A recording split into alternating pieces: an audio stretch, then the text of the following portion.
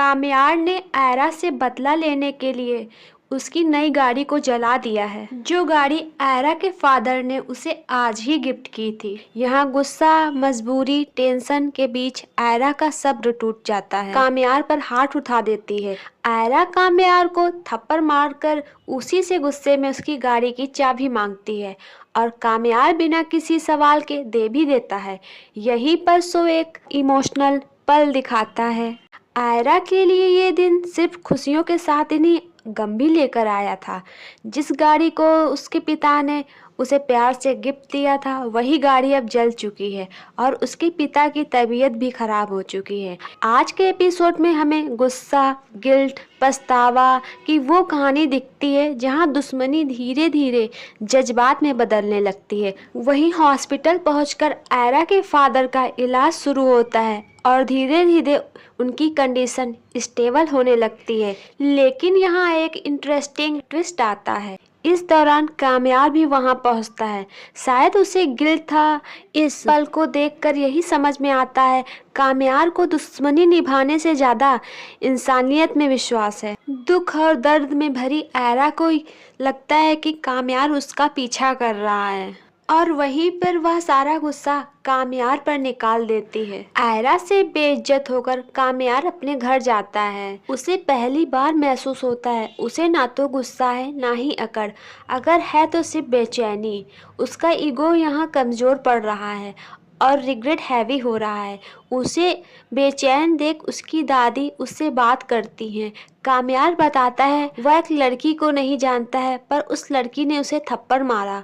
फिर भी वह गुस्सा नहीं कर पा रहा है, वह बदला नहीं लेना चाहता है और ना ही उस लड़की से नफरत कर पा रहा है। दादी बोलती है यहाँ पर तुम्हारी ही गलती होगी, कोई लड़की भला तुम्हें क्यों थप्पड़ मारेगी, और उसे समझाती हैं। यहाँ पर कामयार अपनी गिल्ट पर काम करना शुरू कर देता है। यहाँ पर हमें समझ में आता है किसी से हार जाना भी एक जीत है। हर बार जीत ताली के लायक नहीं होती है और हर हार इज्जत कम नहीं करती है। जो कामयार कल तक बदले की आग में जल रहा था, आज वह अचानक से एक बड़ा फैसला करता है।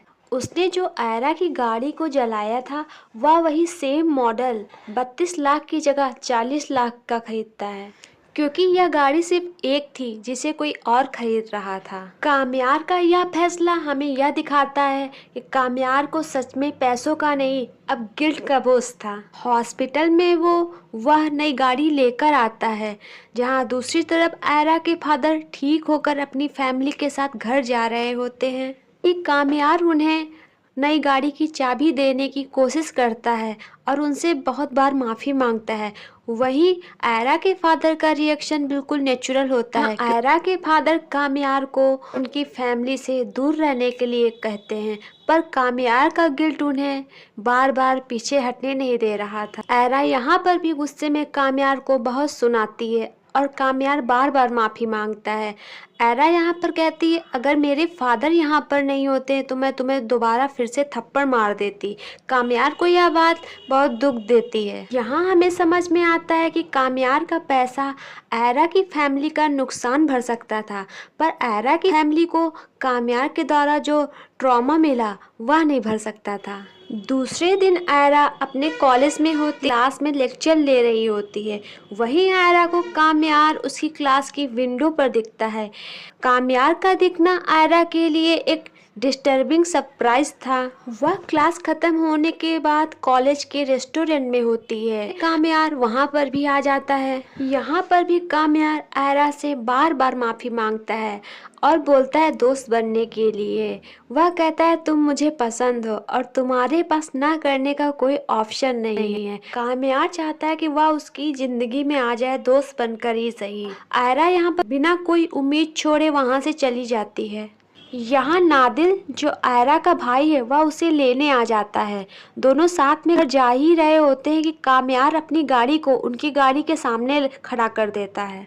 आयरा और नादिल गुस्से में गाड़ी से निकलकर कामयार की तरफ जाते हैं और कामयार फिर यहाँ पर आयरा के पीछे ही पड़ जाता है और कहता है मैंने तुम्हारे भाई को मारा था। तो मैंने तुम्हारे भाई को इसलिए मारा था क्योंकि उस दिन तुम्हारे भाई के साथ साथ हमारी भी जान जा सकती थी, ताकि तुम्हारा भाई दोबारा कभी सोते हुए गाड़ी ना चलाए और हम मुझे माफ़ कर दें ताकि हम दोस्त बन जाएं। यहाँ पर भी आयरा कामयार को ना कर देती है और नादिल को बार बार उसे देखकर गुस्सा आ रहा होता है। वह नादिल से भी माफ़ी मांगता है और कहता है मुझे तुम जो सज़ा देना चाहो दे सकते हो। नादिल गुस्से में आकर उसकी तरफ बढ़ता है। आयरा नहीं चाहती कि उन दोनों में फिर से लड़ाई झगड़ा हो। कामयार कहता है मैंने तुम्हें मारा था, चलो ठीक है तुम मुझे भी मारकर अपना बदला ले लो। नादिल यहाँ पर कामयार की तरफ बढ़कर उसे पीटने लगता है और आयरा बेचारी दोनों को दूर करने की कोशिश करती है। यहाँ यह एपिसोड टेंशन और इमोशनल पीक पर ख़त्म होता है।